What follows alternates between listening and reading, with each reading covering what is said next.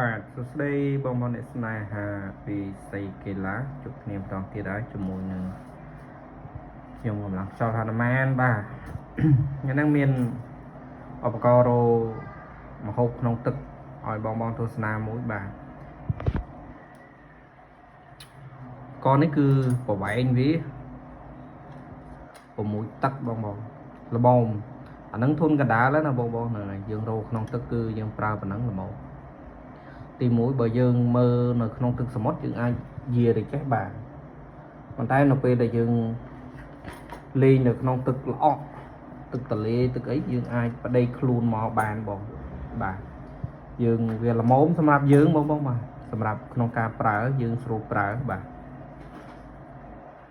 យើងអាចទាញនេះទាញអាស្វាយនេះមកក្រោយហើយដៃយើងចាប់កៃខាងក្រោយចឹងមកហ្នឹងក្រោយមកយើងខាងមុខនេះយើងដាក់ក្បែរខ្លួនយើងចឹងមកអញ្ចឹងក្បាលយើងនៅចេះមកអញ្ចឹងយើងវាមកល្មមបើវែងពេកសម្រាប់បងដែលខ្លួនខ្លីហើយកតឿដូចខ្ញុំអញ្ចឹងណាបងបាទលេងអត់កើតទេបងបាទវានៅពេលដែលយើងឃើញត្រីព្រោះនៅពេលដែលយើងឃើញត្រីគឺត្រីវាអត់នៅឆ្ងាយទេនៅពេលយើងលេងទឹកល្អណាយ៉ាងច្រើនប្រហែលជា2-3អាមពីខ្លួនហ្នឹងហើយអញ្ចឹងវាក៏មើលត្រីក៏មើលយើងមិនឃើញហើយយើងក៏មើលត្រីក៏រៀងពិបាកដែរទោះយើងមានពលឺអញ្ចឹងណាប៉ុន្តែបើក្នុងករណីយើងអត់មានពលឺយើងរំពឹងពលឺមកពីព្រះអាទិត្យអញ្ចឹងយើងបដិខ្លួនទៅយើងងូតទៅយើងបដិខ្លួនឲ្យក្បាលយើងនៅចេះហើយដៃមួយខាងទៀតយើងកាន់កៃមកហើយក្បាលយើងនៅបែបនេះទៅហើយឬក៏យើងដាក់ក្រោមពោះយើងក៏បានដែរបងបាទដាក់ក្រោមពោះទៅយើងងូតទៅពេលដែលយើងឃើញសត្វគឺយើងឃើញត្រីពុកយើងកេះកាច់ពោក្រោយហើយនេះគឺមានស្លាបបងបាទនេះពេលចូលគឺអូខេចូលទៅអញ្ចឹងប៉ុន្តែតែពេលដែលចាញ់គឺมันអាចចេញបានទេហើយមានខ្សែបងបាទអានេះគឺធ្វើមកគឺសម្រាប់យើងអ្នកប្រមាញ់នៅក្នុងទឹកតែម្ដងបងមានខ្សែពីរនេះគឺវាល្មមហើយកម្លាំងប៉ុណ្ណឹងបងបាទហើយស្រុកយើងក៏អត់មានទឹកថ្លាដែរលើកលែងតែបងទៅយកទៅលេងទឹកសមុទ្រទឹកអីអាហ្នឹងវាខ្សែប៉ុណ្ណឹងវាអត់គ្រាន់ទេបាទកៅស៊ូប៉ុណ្ណឹងក៏អត់គ្រាន់ដែរព្រោះទឹកសមុទ្រយើងអាចមើលចាប់ពី5ម៉ែត្រទៅ10ម៉ែត្រយើងអាចមើលឃើញណាហ្នឹងប៉ុន្តែបើសម្រាប់បងដែលលេងទឹកទន្លេដូចជាបងនៅខាងបាត់ដំបងហ្នឹងហើយបងនៅខាងកំពង់ចាមគាត់តែងយកទៅលេងគឺគាត់ថាអូខេប្រវែងនេះគឺល្មមសម្រាប់គាត់ហ្នឹងហើយវាមិនវែងពេកហើយវាក៏មិនខ្លីពេកដែរបងបាទវាល្មមលេងណាហើយឈើគឺវាស្រាលនៅពេលដែលយើងបាញ់ត្រូវសត្វអញ្ចឹងទៅយើងអស់ខ្យល់យើងអាចងើបឡើងមកហើយឈើនេះមិនតែឡើងលើទេបាទឈើនេះមិនតែឡើងលើទេវាអត់ពិបាកក្នុងការប្រើប្រាស់ទេអានេះខ្ញុំគ្រាន់តែតម្លើងឲ្យបងទស្សនាទេតាមពិតគេរៀបខ្សែរៀបឲ្យត្រឹមត្រូវដែរណាហ្នឹងហើយអញ្ចឹងគឺវ៉ាន់នេះមានតែប៉ុណ្្នឹងទេមិនមានអីច្រើនទេអធិប្បាយអីក៏មិនបានច្រើនអីដែរបាទវាមានតែប៉ុណ្ណឹងវាអត់មានប្រព័ន្ធអីទេខូចខ្សែដូរខ្សែខូចកៅស៊ូយើងដូរកៅស៊ូបាទរឿងកៃធានាប្រើរាប់10ឆ្នាំមកបងបាទអត់មានបញ្ហាទេមិនងាយទេបាទហើយរឿងបាត់គ្រាប់ព្រួយអីក៏វាមិនអាចដែរព្រោះយើងមានខ្សែជួបទឹកលេងតែបងយកទៅដោះខ្សែចោលហើយបាញ់អាហ្នឹងយើង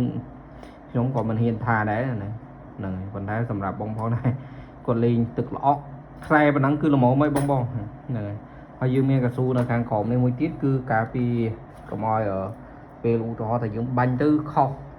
ត្រីណា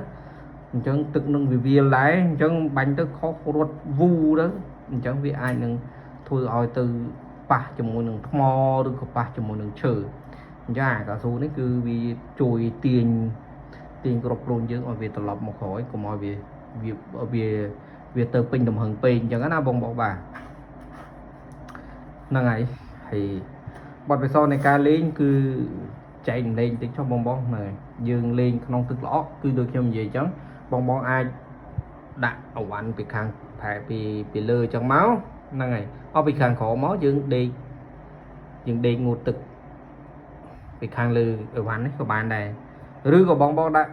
ពីជំហៀងចេះក៏បានដែរបងប្រើឆ្វេងនៅខាងស្ដាំនៅខាងឆ្វេងអវ៉ាន់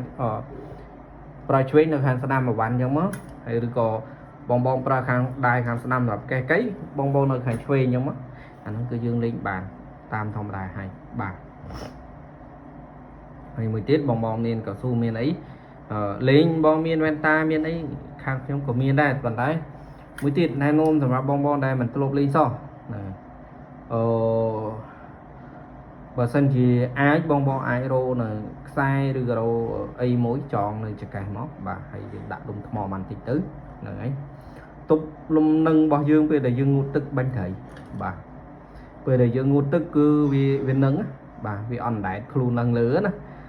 សម្រាប់អានេះខ្ញុំណែនាំសម្រាប់បងដែលមិនធ្លាប់លេងទេអញ្ចឹងសម្រាប់បងដែលធ្លាប់លេងហើយអាហ្នឹងមានបទពិសោធន៍ខុសៗគ្នាខ្ញុំក៏អត់ណែនាំដែរណាហ្នឹងហើយមើលហើយក៏រំលងទៅបាទខ្ញុំក៏មិនប្រកែប្រសពអីដែរទេអញ្ចឹងខ្ញុំគ្រាន់តែណែនាំសម្រាប់បងដែលមិនធ្លាប់លេងយើងរកខ្សែនឹងខ្សែអញ្ចឹងទៅយើងចងនឹងចង្កេះហ្នឹងហើយដាក់ថ្មមួយមិនដឹងទៅឬក៏ដាក់មកល្មមទម្ងន់ដែលយើងអាចថាបើសិនជាទឹកជ្រៅយើងអាចងើបឡើងមកលើវិញបានអញ្ចឹងណាហ្នឹងហើយកុំដាក់ដល់យើងងើបមកវិញបានវាគ្រោះថ្នាក់ខ្លួនឯងណាទឹកអត់មានខ្យល់អូស៊ីសែនទេបាទអញ្ចឹងយើងដាក់មកល្មមដែលខ្លួនយើងមិនដែកប៉ុន្តែនៅពេលដែលយើងប្រឹងឡើងលើយើងអាចប្រឹងមករួចអញ្ចឹងណាបងបាទហ្នឹងហើយយើងចងជួបជាមួយនឹងចង្កេះអញ្ចឹងទៅយើងអាចងូតហ្នឹងហើយចាំត្រីបានហើយ